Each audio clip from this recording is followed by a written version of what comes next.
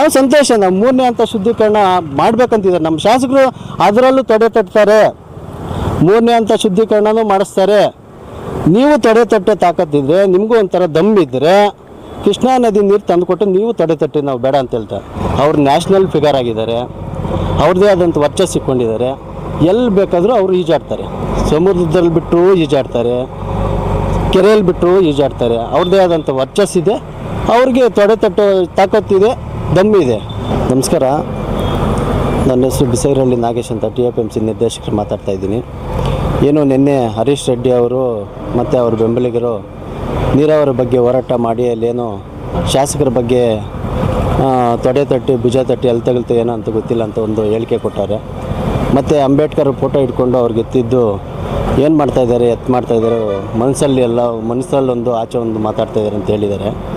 ಅದಕ್ಕೆ ನಾನು ಹೇಳ್ತಾ ಇದ್ದೀನಿ, ನೋಡಿ ಹರೀಶ್ ರೆಡ್ಡಿ ಅವರೇ, ನೀವು ನೀರಾವರಿ ಹೋರಾಟ ಮಾಡ್ತಾಯಿದ್ದೀರಾ, ನಮಗೂ ಸಂತೋಷ, ಮಾಡಿ ಇಲ್ಲ ಅಂತ ಹೇಳ್ತಾ ಇಲ್ಲ.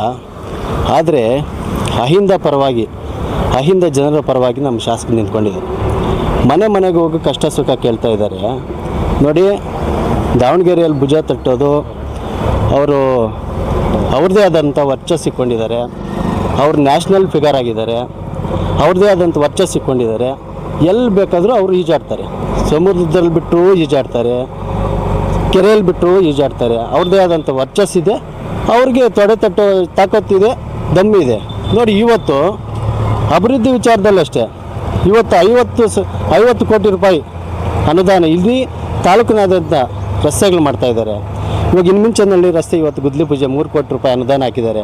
ಇಡೀ ತಾಲೂಕಿನಾದ್ಯಂತ 50 ಕೋಟಿ ರೂಪಾಯಿ ಅನುದಾನ ತಂದು ಅಭಿವೃದ್ಧಿ ಕೆಲಸಗಳು ಮಾಡ್ತಾಯಿದ್ದಾರೆ. ಹಿಂದೆ ಒಂದು ಮುಂದೆ ಒಂದು ಅವ್ರು ಮಾತಾಡ್ತಾ ಇಲ್ಲ. ನೀವು ಏನೋ ರಾಜಕೀಯ ಪಿತೂರವಾಗಿ ಏನೋ ಒಂದು ಮಾಡೋದು ಸಮಂಜಸ ಅಲ್ಲ. ಒಬ್ಬ ಶಾಸಕರನ್ನ ಟೀಕೆ ಮಾಡೋವಂಥ ವಿಚಾರದಲ್ಲಲ್ಲ. ಇಷ್ಟು ದಿನ ಎಲ್ಲೋಗಿದ್ರಿ ನೀವೆಲ್ಲ? ಯಾಕೆ ಸುಮಾರು 7-8 ವರ್ಷ ಆಯಿತು HN ವ್ಯಾಲಿ ನೀರು ಬಂದು, ಯಾಕೆ ನೀವು ಧ್ವನಿ ಎತ್ತಿಲ್ಲ? ನಾವು ಸಂತೋಷ. ನಾವು 3ನೇ ಹಂತ ಶುದ್ಧೀಕರಣ ಮಾಡಬೇಕಂತಿದ್ದಾರೆ ನಮ್ಮ ಶಾಸಕರು, ಅದರಲ್ಲೂ ತಡೆ ತಟ್ತಾರೆ. 3ನೇ ಹಂತ ಶುದ್ಧೀಕರಣನೂ ಮಾಡಿಸ್ತಾರೆ. ನೀವು ತಡೆ ತಟ್ಟೆ ತಾಕತ್ತಿದ್ರೆ, ನಿಮಗೂ ಒಂಥರ ದಮ್ಮಿದ್ದರೆ ಕೃಷ್ಣಾ ನದಿ ನೀರು ತಂದುಕೊಟ್ಟು ನೀವು ತಡೆ ತಟ್ಟಿ, ನಾವು ಬೇಡ ಅಂತ ಹೇಳ್ತಾರೆ. ನಿಮಗೂ ಅಭಿನಂದನೆ ಸಲ್ಲಿಸ್ತಾ ಇದ್ದೀನಿ. ನೀವು ತನ್ನಿ, ಕೃಷ್ಣಾ ನದಿ ನೀರು ಬಾಗೇಪಲ್ಲಿ ಬಾಡಿಗೆ ಬಂದಿದೆ. ನೀವು ಕೇಂದ್ರ ಸರ್ಕಾರ ಒತ್ತಡ ಹಾಕಿ, ನಿಮ್ಮದೇ ಆದಂಥ MP ಡಾಕ್ಟರ್ ಸುಧಾಕರ್ ಅವರು ಇದ್ದಾರೆ, ಅವ್ರಿಗೆ ಒತ್ತಡ ತನ್ನಿರಿ. ಕೃಷ್ಣಾ ನದಿ ನೀರು ತನ್ನಿ. ಇವಾಗ ಯಾವ ಕೊಳಚೆ ನೀರು ಬೇಡ. 3ನೇ ಹಂತ ಶುದ್ಧೀಕರಣ ಅಂತಾರೆ, ಅದು ಕೊಳಚೆ ನೀರೇ ಬೇಡ.